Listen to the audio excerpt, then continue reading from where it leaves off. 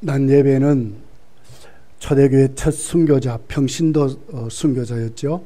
스데반의 순교에 대해서 말씀을 드렸고, 오늘은 교회의 첫 사도 최초의 순교자 야고보에 대해서 좀 나누면서 우리가 순교 신앙을 갖기를 원합니다. 오늘 1절이 이렇게 시작을 합니다. 그때 헤롯 왕이 손을 들어 교회 중에서 몇 사람을 해하리 하여 요한의 형제 야고보를 칼로 죽였다. 순교당하는 야고보 사도를 기록을 하고 있어요. 그때 그랬어요. 그때. 그럼 어느 때입니까? 교회가 이제 스데반의 순교로 성도 사도 할 것 없이 흩어지게 됐죠. 한쪽은 사마리아로, 한쪽은 유럽 안디옥 쪽으로 올라가게 되는, 어떻게 보면 교회를 흩어지게 했지만 이것을 통해서 오히려 하나님은 더 크게 부흥하도록 예루살렘만이 아니라 땅 끝으로 나가게 하는, 큰 부흥을 이루게 하는 그런 모습으로 하나님이 역사하실 바로 그 때를 말하고 있습니다. 큰 때를 이루셨죠. 사탄은 너무너무 잘 알기 때문에 바로 이때에 세상 권력의 힘, 정치적인 힘을 이용해서 헤롯 왕을 통해서 교회를 핍박을 하게 됩니다. 그 첫 번째 대상이 야고보 사도였습니다. 간을 던져본 거죠. 교회가 부흥하니까 유대인들이 시기하고 난리가 났어요. 결국 유대인을 붙잡고 왕 노릇해야 되니까 그들의 비유를 맞추려고 정치적으로 교회를 핍박하기를 시작했는데, 어느 정도로 핍박합니까? 사도 야고보를 죽이는 거예요. 사도 야고보가 누굽니까? 예수님의 12제자 중에 바로 베드로 다음에 쳐주는 앞장 세워진 세 제자 중에 한 사람이죠. 교회 중에 힘이 있습니다. 직분에 대한 능력이 있는 사도였어요. 그런데 그를 죽이면 헤롯 왕은 교회를 아주 우습게 본 겁니다. 아무것도 아닌 것 같이 봤습니다. 사실 또 야고보 사도가 죽으니까 교회는 속수무책이었어요. 대처할 방법이 없어요. 그 공권력에, 세상 권력에, 사단의 역사에 아무것도 할 수 없었다. 이것이 오늘 우리에게 보여주는 사도 야고보의 순교의 사건의 전말입니다. 그리고는 그것으로 끝납니까? 3절, 4절에 보니까 베드로마저도 죽이려고 합니다. 유대인들이 이 일을 기뻐하는 것을 봤다. 정치꾼이죠. 사단의 역사입니다. 베드로도 잡으려 할세 때는 무교절 기간이라, 때로는 무교절 기간이라. 잡음에 옥에 가두어 군인 내식인 내 패에 맡겨 지키고 6월절 후에 백성 앞에 끌어내고자 하더라. 사도 베드로마저도 죽이려고 했습니다. 진짜 이렇게 한번 해보십시오. 자, 스데반이 죽었습니다. 이 일로 교회가 정말 어렵게 됐습니다. 성도들이 흩어졌습니다. 근데 하나님은 또 부흥을 시킵니다. 여기에 지도자인 사도 야고보가 아무 힘도 없이 공권력에 의해서, 정치적인 힘에 의해서 순교를 당하게 됩니다. 교회는 아무 대책도 없습니다. 거기 이제는 진짜 그 교회의 최고의 지도자인 사도 베드로마저도 죽이려고 합니다. 바로 요 때를 말하고 있습니다. 바로 요 때. 예. 근데 우리가 자세히 보면 스데반의 순교가 조금 다르죠. 비중이 누가 큽니까? 스데반의 순교와 야고보의 순교 비중이 누가 큽니까? 이상하게도 야고보의 순교는 한 절밖에 없어요. 그런데 스데반의 순교는 사도행 6장, 7장을 배경으로 하고 7장은 스데반의 순교에 대해서 구체적으로 기록하거든요. 왜 그럴까요? 이유가 뭘까요? 이 공권력을 말하는 거예요. 스데반의 순교는 그래도 합법적으로 얽어가지고 사람들에게 합법적으로 이 사람은 이단이다 하고 죽이려고 하는 겁니다. 여기에 대해서 스데반이 아니다고, 바로 너희가 회개해야 된다고 구체적으로 설교하는 내용으로 기록되어서 자세하게 합법적으로 스데반은 죽었다는 것을 기록하려고 했던 것이 스데반의 순교의 사건이고, 야고보 사도의 순교는 불법적인 겁니다. 뭐 할 방법이 없습니다. 세상 권세 힘을 말하는 겁니다. 불법의 힘을 말하는 겁니다. 앞뒤가 뭐 있습니까? 왕이 잡아서 유대인에게 환심을 살려고 이것도 저것도 아니고 재판장에 가보지도 않고 변호하는 사람도 없고 그냥 죽이는 겁니다. 이게 세상 정권의 힘입니다. 여러분, 말세에 그게 이렇게 될 겁니다. 우리 진짜 정신을 차려야 됩니다. 이때 우리가 훈련되지 않으면 그때 못 이겨요. 짐승에 표받는 시대가 와요. 상행위에 그들에게 순종하지 않으면 라면 한 봉지 살 수 없는 시대가 온다니까요. 옵니다. 요한계시록에 말하지 않습니까? 짐승에게 경배한다고 말하지 않습니까?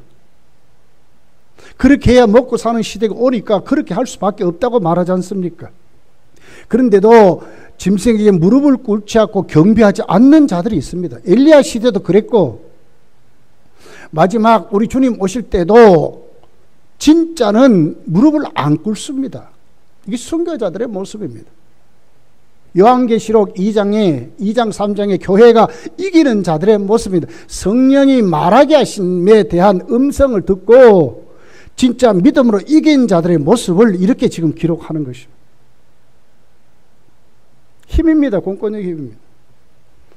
여러분, 코로나로 한국교회는 진짜 힘들었습니다.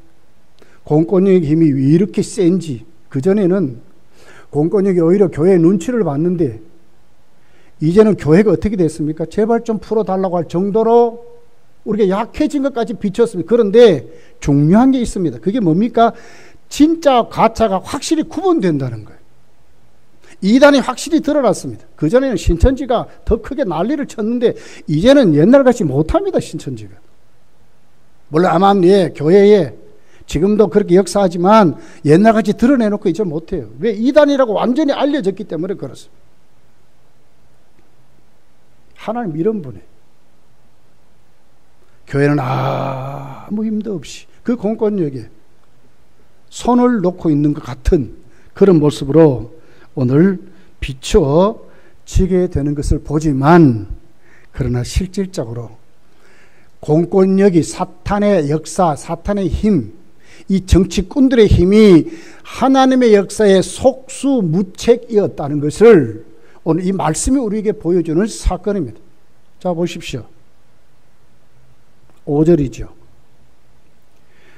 공권력의 힘, 사탄의 힘, 정치꾼의 힘, 세상 권세 힘이 얼마나 강한지를 우리에게 가르쳤어요.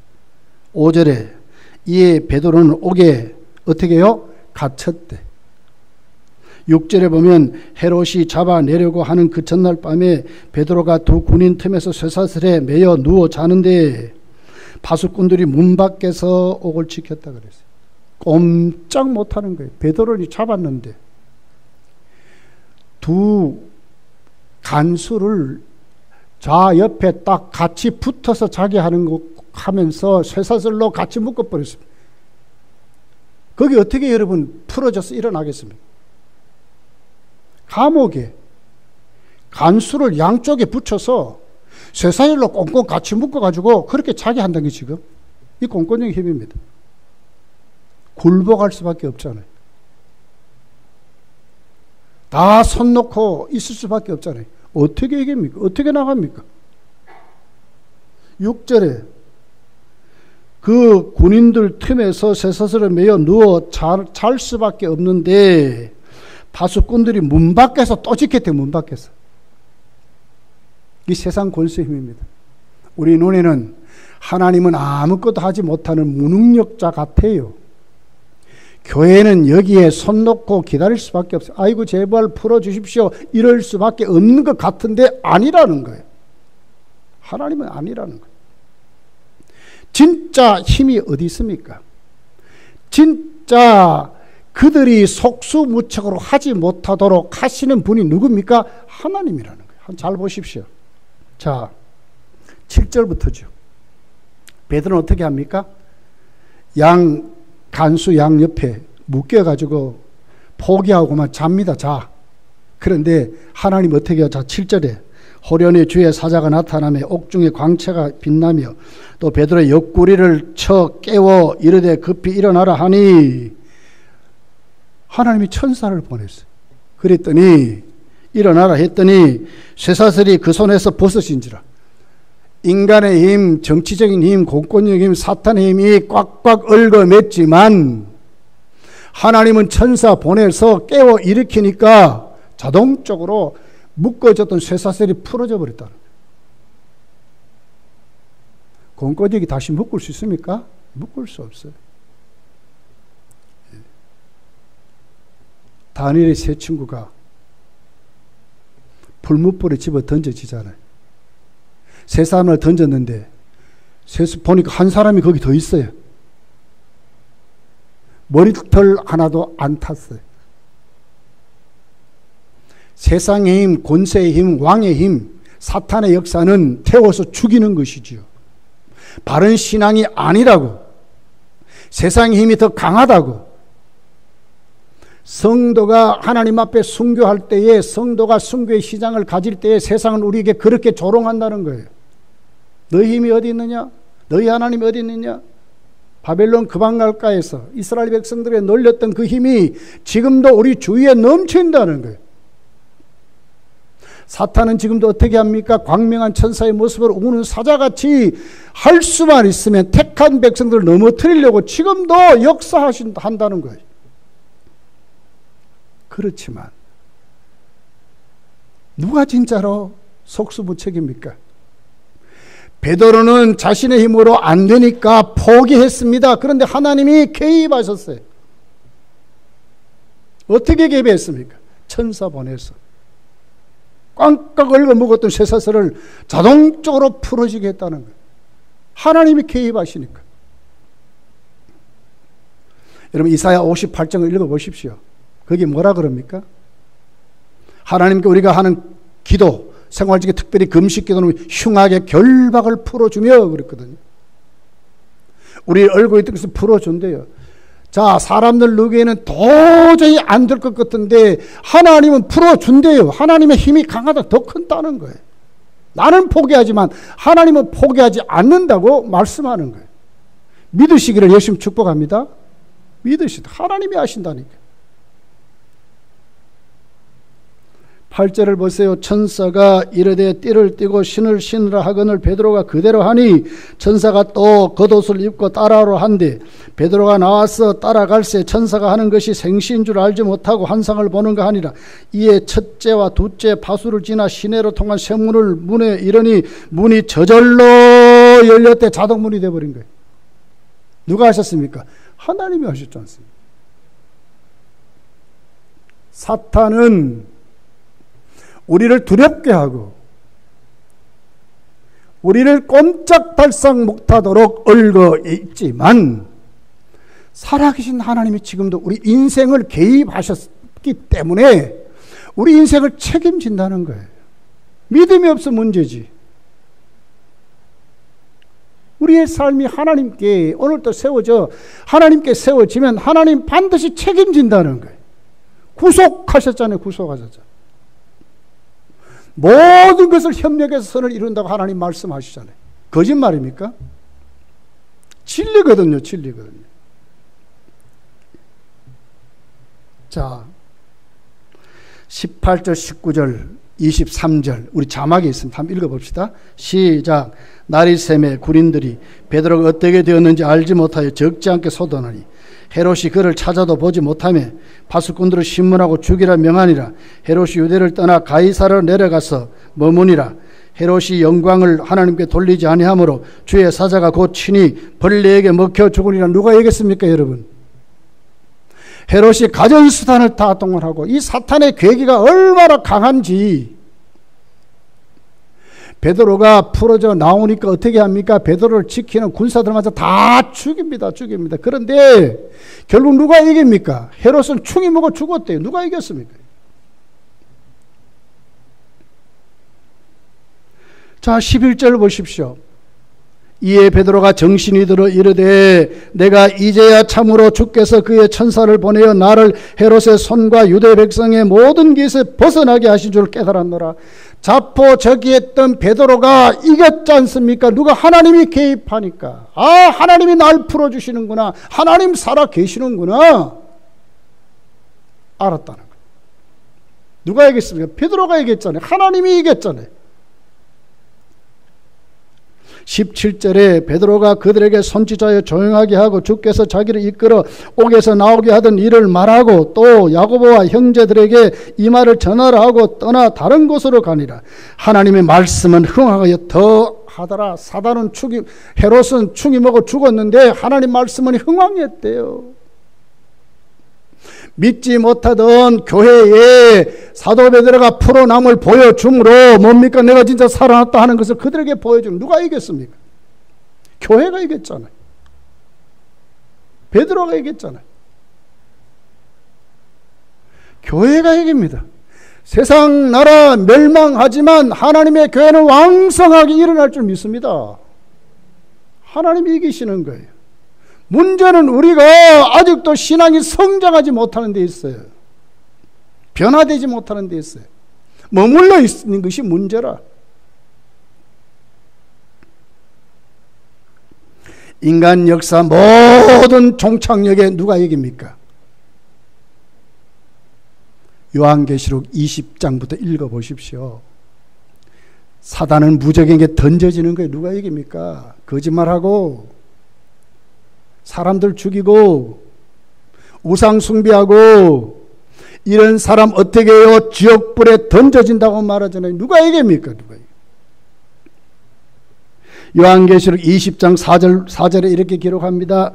또 내가 보좌들을 보니 거기 앉은 자들이 있어 심판하는 권세를 받았더라. 또 내가 보니 예수를 증언함과 하나님의 말씀 때문에 목배임을 당한 자들의 영혼들과 또 짐승과 그의 우상에게 경배하지 아니하고 그들의 이마와 손에 그의 표를 받지 않은 자들이 살아서 그리스도와 더불어 1000년 동안 왕노릇하리라. 누가 이겼습니까? 성도가 이기는 거예요. 순교자들이 이기는 거예요. 우상에게 절하지 않는 자들이 이기는 거예요.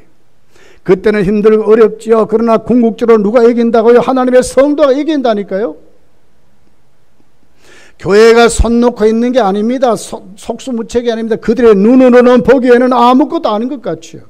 법만 만들어서 얽어 놓으면 아무것도 하지 못하는 건데, 그런데 교회의 배후에 누가 있습니까? 우주 만물을 창조하시고 역사의 흥망성쇠를 지시고 인간의 생사화복을 주장하시는 하나님이 계신다니까요. 문제는 우리의 영안이 안 열려서 문제를 믿지 못하니까.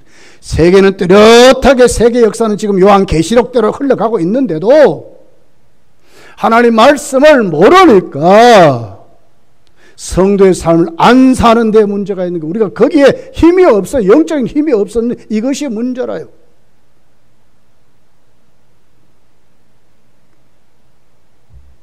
교회를 무너뜨리려고 하는 그들에게 교회는 손 놓고 있으면 아니지요.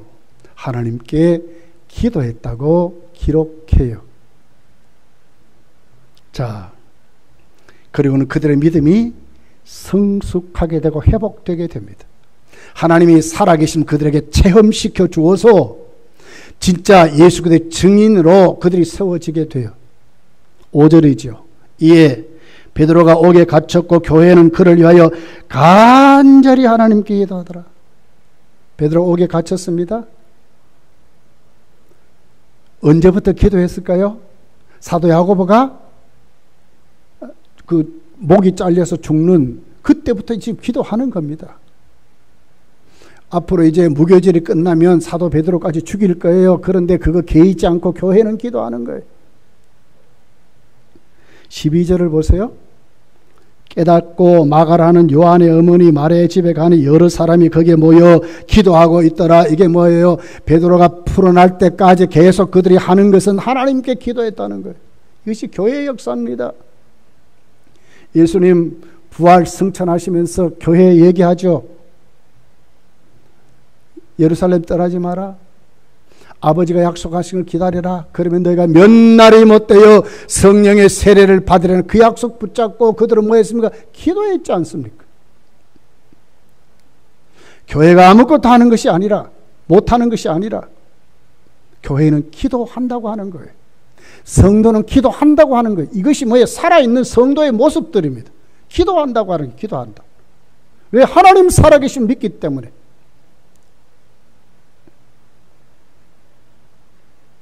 자, 그러면서도 헤롯과 세상 불신자들의 눈에 보이기에는 교회는 기도하는 것이 아주 어떻게 보면 어리석은 방법 같아. 이거 기도한다고 뭐가 되나? 뭐 이러는 거죠. 불신자들 눈에는 그렇게 보일 거예요. 왜? 베드로도 그랬거든요. 갇혀서 쇠사슬로 묶여서 그럴 때 베드로도 자기 포기했잖아요. 언제 죽을지도 모르는데도 쿨쿨 잠을 자는 이유가 뭡니까? 해볼 방법이 없으니까 자는 겁니다. 자는 겁니다. 그게 베드로입니다. 하나님이 그를 천사를 개입해서 그를 이제 풀어주게 합니다. 깨웁니다.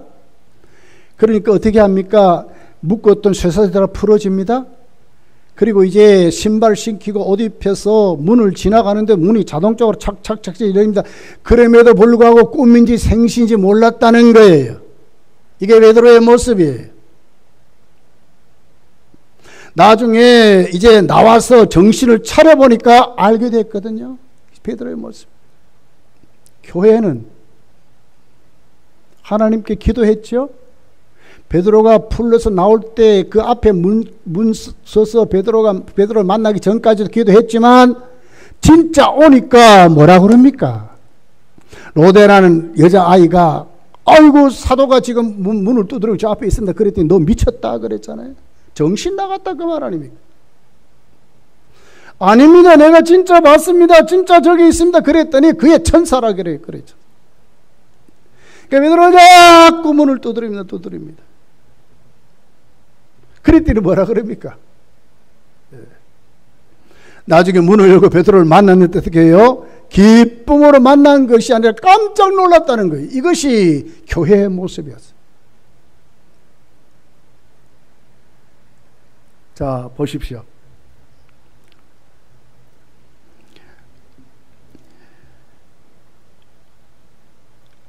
왜 이렇게 됐을까? 왜 이렇게 됐을까? 문제가 어디 있다고 생각합니까? 여러분 기도하면서도 믿고 지금 기도합니까? 못 믿는 거 아닙니까? 베드로도 하나님 역사가 지금 자기에게 막 이루어지는데도 하나님 역사인지도 지금 모르지 않습니까? 왜 그렇습니까? 이유가 뭡니까?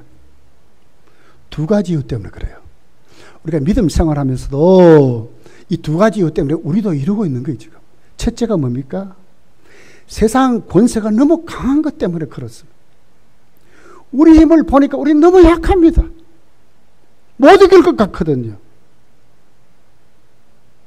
헤롯 임금이 사도 야고보를 죽인 거, 뭐 어떻게 했어요? 어떻게? 왜 죽였는가 따져보지도 못했습니다. 너무나 강하니까.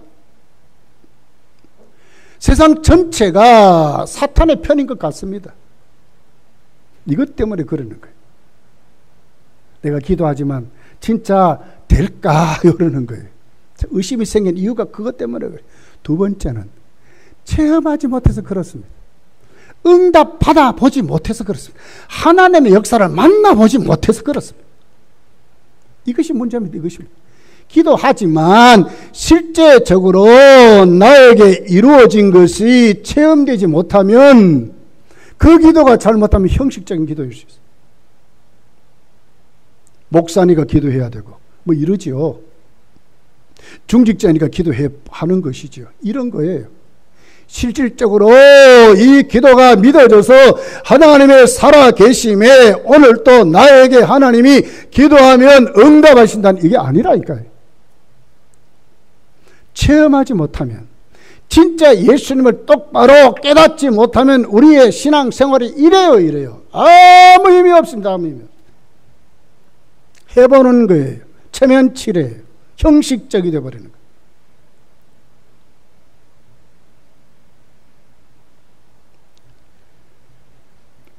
풍랑 만난 제자들을 보세요. 풍랑 만났습니다. 예수님이 찾아옵니다. 근데 예수님을 뭐라 그럽니까? 마태복음 14장 27절에 예수께서 즉시 이르시되 14장 26절에 제자들은 예수님을 유령이라고. 좀 전까지만 해도 예수님을 만나서 예수님과 함께 있다가 예수님 먼저 보내니까 간자 아닙니까? 몇 시간 전에 주님과 같이 있었다. 그런데 예수님이 진짜 오니까 유령이라 그래요. 왜 그럽니까? 예수님이 누구인지 모르니까 이 문제가 되냐. 이럴 때도 주님이 바다와 파도를 다스리는 것을 못 믿는 거예요, 지금. 왜? 못 봤으니까. 체험 못 했으니까. 마태복음 14장 27절에 이렇게 기록합니다. 예수께서 즉시 이르시되 안심하라 내니 두려워하지 말라 그랬더니 그들이 믿어지는 거예요. 예수님을 체험하니까 물리로 걸어오시는 분이 우리 주님 예수님이다 하는 것이 그들에게 확실히 주님이 가르쳐 주니까 체험해 보니까 이제는 믿는 거예요. 우리 신앙은 여러분 교과서적으로 성경 속의 문자적으로 믿으시면 안 돼요. 체험하셔야 돼요. 체험. 살아계신 주님과 교제해야 돼요. 교제해야 돼요. 이 말씀대로 내가 돼야 되거든요. 이렇게 믿지 않으면 아무 힘이 없어요. 아무 힘이 없어요. 무슨 힘이 있습니까? 무슨 힘이. 여러분 사무엘서를 보십시오. 사무엘이 엘리 지장 밑에서 받쳐져서 교육을 받습니다. 이제 성장하게 되죠. 하나님이 사무엘을 부르십니다. 3번이나 불러요. 3번째 가서야 사무엘이 어떻게 합니까? 첫 번째, 두 번째, 세 번째도 엘리 제사장에게 뛰어갔어요. 지금 하나님이 부르셨는데 누구에게 가서? 엘리에게 갔어요. 엘리. 그런데 엘리 제사장이 알아채는 거예요. 아하, 나 너 부른 게 아니고 하나님이 너를 부르신다. 이게 무슨 얘기죠? 엘리 제사장의 영적인 눈이 어두워졌습니다. 엘리 제사장 영적으로 안 살았습니다. 그럼에도 불구하고 엘리 제사장이 하나님이 부르심을 어떻게 알았습니까? 체험해봤기 때문에 아는 거거든요. 체험하셔야 돼요. 영생은 하나님과 그의 아들 예수 그리스도를 아는 것이다. 그래 기노스코라는 말입니다. 체험하는 겁니다. 체험된 지식입니다. 하나님 만나봐야 되는 겁니다. 이론으로 따라하세요. 교회 다니면 구원 받습니다. 이 아니라니까요. 내가 고백해야 되고 내가 기도해야 되고 내가 응답 받아봐야 되고 내가 오늘도 하나님 말씀대로 순종할 때 하나님 나에게 복을 주시는 것을 체험해봐야 되고 오늘 하나님이 나에게 험한 시험 풍랑에서 건져주시는 그 하나님을 만나보는 그 사람들이 신앙에 힘이 있다는 거예요. 힘이 있다. 하나님 역사는 이런 거예요. 성도의 배후에 누가 계시느냐? 세상 권세, 세상 힘, 사단의 힘에 그들이 속수무책이 되는 이유는 뭐냐? 하나님이 성도와 함께 할 때에 그들의 힘은 아무것도 아니라는 거예요. 그의 가장 중요한 핵심이 뭡니까? 기도 생활입니다. 기도 생활. 하나님 내가 기도하는 것입니다.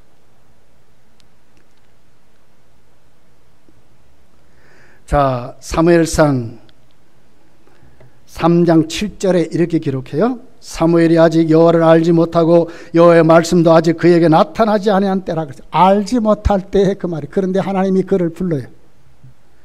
8절부터 여호와께서 세 번째 사무엘을 부르시는지라 그가 일어나 엘리에게로 가서 이르되 당신이 나를 부르셨기로 내가 여기 있나이다 하니 엘리가 여호와께서 이 아이를 부르신 줄을 깨달았다 그러거든요. 왜? 체험해봐시가 하는 거예요.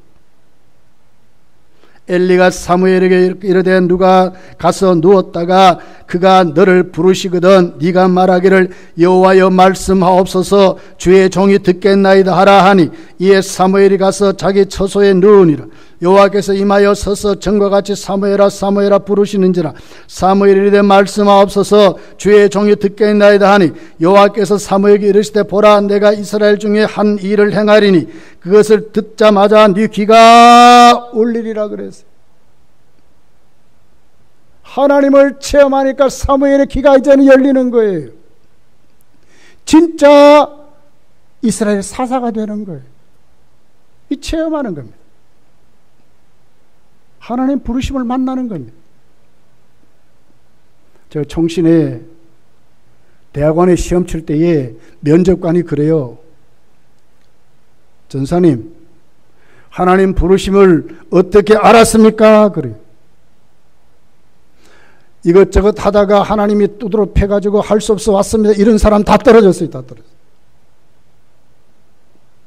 누가 붙었어요? 하나님 나를 이렇게 부르십니다. 나는 말씀 속에 하나님 만났습니다. 나는 기도하다가 하나님 만났습니다. 하나님 오늘도 내 심령 속에 역사하십니다. 하나님 오늘도 내 귀에 쟁쟁이 말씀. 이런 사람이 붙었다는 거다요.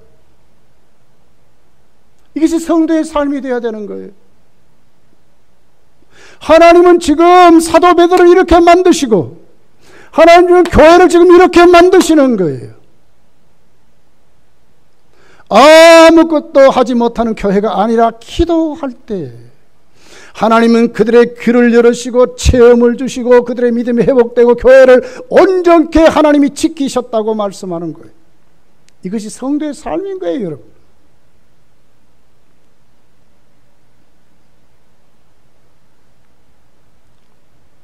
억지로 몰리다 보니까 베드로가 지금 이렇게 이기는 게 아닙니다. 교회가 억지로 몰리다 보니까 할 수 없어 기도하는 게 아닙니다. 기도하니까 하나님이 가르쳐주는 거예요. 깨닫게 하는 거예요. 일어나게 하는 거예요. 알게 하는 거예요. 베드로가 주님이 개입하시니까 교회가 기도하니까 베드로에게 주님이 하나님이 개입하셔서 어떻게 합니까? 깨우잖아요. 쇠사슬을 풀게 하시잖아요. 가니까 문이 자동으로 착착착착 열리게 하시잖아요. 누가 체험합니까? 베드로가 체험하는 거예요.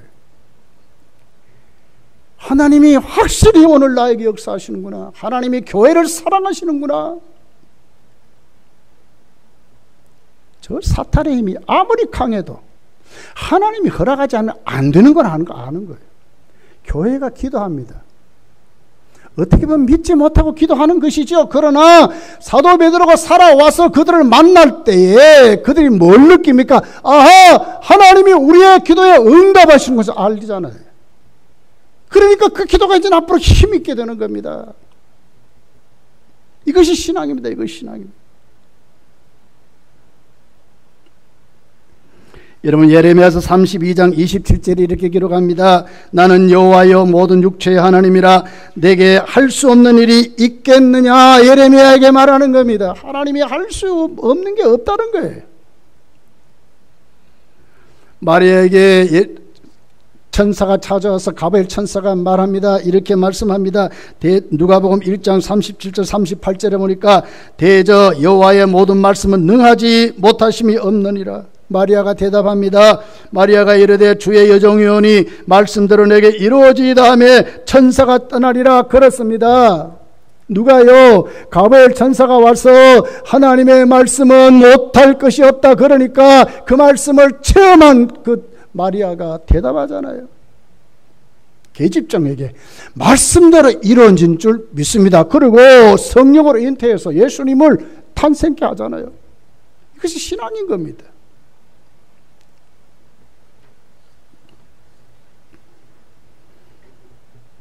참 하나님이 위대하세요. 베드로를 살리는데 제가 말씀드렸지만 7절부터 쭉 읽어보면 아주 깨우고 풀어지게 만들고 가니까 앞이 착착착착 열리게 하고 그런 정신을 똑바로 탁 차리게 만들어서 아, 하나님이 이렇게 하셨구나 하는 것을 확실히 체험시켜 주시더라는 거예요. 여러분에게도 이 어려운 시대에 이런 체험이 넘치기를 열심히 축복합니다. 이런 믿음을 가지셔야 돼요. 이런 사람이 이기는 거예요. 이기는 거예요. 예.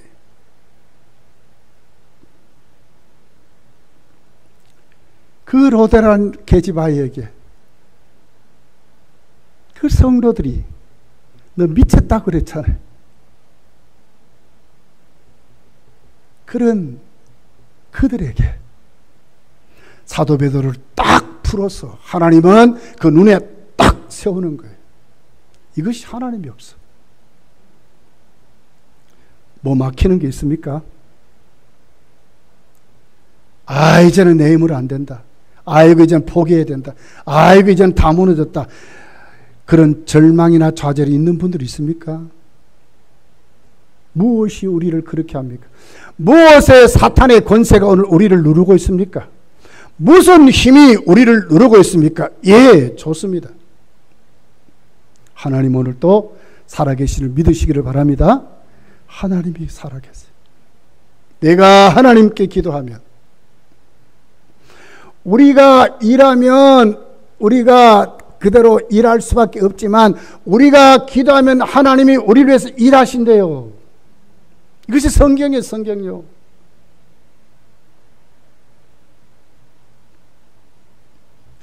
누가복음 14장 13절 14절 이렇게 기록해요. 너희가 내 이름으로 무엇이든지 구하라 내가 행하리니 그러거든요. 우리가 무엇이든지 기도하면 누가 행해요? 하나님이 행한대. 하나님이 일하신다고 말씀하잖아요. 내가 기도하지 아니하고 일만 하면 그냥 일만 하는 것이지만 내가 하나님 앞에 기도하면 하나님이 우리를 위해서 일하신다니까요.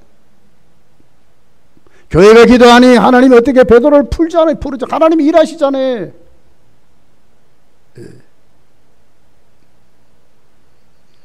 14절에 내 힘으로 무엇이든지 내게 구하면 내가 행하리라 그러잖아요. 누가 행하면? 하나님이 행하신다니까요. 하나님이 일하신다니까요.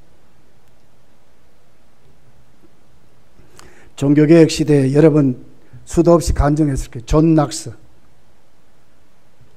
메리 여왕이 개신도 성도들 다 도마에서 죽인다 그랬어요. 그 말이 들리자마자 그날 밤부터 존 낙스가 금식하며 하나님께 부르짖고 기도합니다. 하나님, 내게 스코틀랜드를 주옵소서, 아니면 죽음을 주옵소서 기도하니 그 다음날 대반 어떻게 됐습니까? 메리 여왕이 개신교도들 다 잡아 죽인다는 것이 그만 안 죽이는 것으로 풀어져 버렸어요. 그것으로 끝났습니까? 아니요. 메리 여왕이 중병이 걸려서 죽게 됐습니다. 그의 마지막 말이 뭐였어요? 존 낙스 한 사람의 기도가 100만 명의 대군보다 무섭구나 그랬거든요. 존 낙스가 기도했더니 하나님이 일하셨다니까요. 우리가 포기하지 아니하고 이 어려운 시대에 우리가 하나님께 기도하면 하나님이 우리를 위해서 일하신다니까요. 코로나가 문제가 아닙니다. 시대가 어려운 것이 문제가 아닙니다. 공권력의 문제가 아닙니다. 헤로드 임금의 권력의 문제가 아닙니다. 사단의 역사가 문제가 아닙니다. 문제는 뭡니까? 우리가 기도하지 않는 것이 문제입니다. 하나님을 믿지 못하는 것이 문제입니다. 하나님 앞에 그 공권력이 우리보다 더 크다고 생각하니까 문제입니다. 기도는 아무것도 아닌 것 같이 무능력한 것으로 보이는 것이 문제입니다. 기도하면 누가 일하신다고요? 하나님이 일하신다니까요. 하나님이 일하신다는 하나님이 일하신다.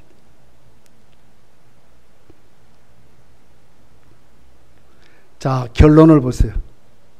사도행전 12장 24절이에요. 하나님의 말씀은 흥왕하여 더하더라. 크게 번성했다는, 크게 번성했다. 누가 이겼습니까? 하나님이 이겼잖아요. 예. 여러분, 결국 베드로는 이때에 풀려났지만 그도 순교자가 됐습니다.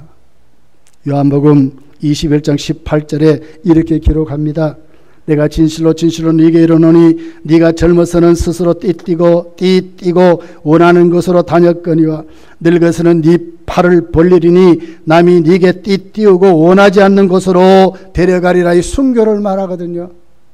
사도 베드로, 여러분 야고보와 같이 그때는 순교하지 않았지만 그도 순교보다 더한 어려움 속에 목회했고 결국 나중에 어떻게 해요? 로마에서 네로 황제의 핍박 가운데 십자가에 꺾을려 매달려 죽었잖아요. 순교했어. 야고보의 순교는 우리에게 뭘 얘기합니까? 순교는 패배가 아니라는 거예요. 하나님의 무능력함이 아니라는 거예요. 야고보의 순교는 우리에게 뭘 보여줍니까? 오늘 또 교회의 첫 사도의 순교자, 하늘에 빛난 별, 천국의 상급을 가장 먼저 가장 위대하게 받는 사도 야고보가 되었다고 우리에게 가르치는 거예요. 실패자입니까? 아니라고 하는 거잖아요. 여러분, 우리도 우리 믿음의 종착역은 다 하나님께 가는 것입니다. 어떻게 갑니까? 죽어서. 어때에 적든지 우리 다 죽습니다. 그러나 오늘 사도들을 보십시오. 스데반을 보십시오. 이들은 어떻게 죽었습니까? 주를 위해서 순교했다니까요. 복 아닙니까? 우리도 다 죽는데 어떤 사람 싸우다 맞아 죽고요. 어떤 사람 병으로 그냥 병치라도 죽고요. 어떤 사람 길을 가다 교통사고로 죽고요. 다 죽습니다. 오늘 이들의 죽음이 어떻게 얼마나 위대한 죽음입니까? 하나님께 인정받고 천국의 가장 1순위로 상 받는 자들로 죽으니까. 그것도 야고보는 사도 중에 1순위로 순교했다고 기록을 하는 거예요. 실패가 아닙니다. 가장 복된 죽음이라고 말씀하는 것입니다. 어떻게 이제 우리 살아야 될까요?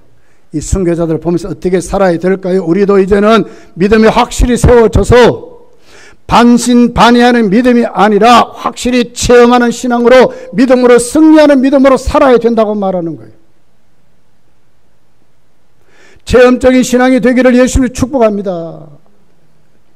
그냥 교회 다니는 성도가 아니고요. 받았으니 할 수 없어서 일하는 직분자가 아니고요. 실질적으로 체험해서 실질적으로 나와 함께 하신 하나님과 더불어 믿는 자로 승리하는 자들이 되어야 하는 것입니다. 기뻐 뛰면서 충성하고요. 천국의 상급을 바라고 충성하고요. 성도의 가장 하나님이 기뻐하는 성도로 세워져서 충성하고요.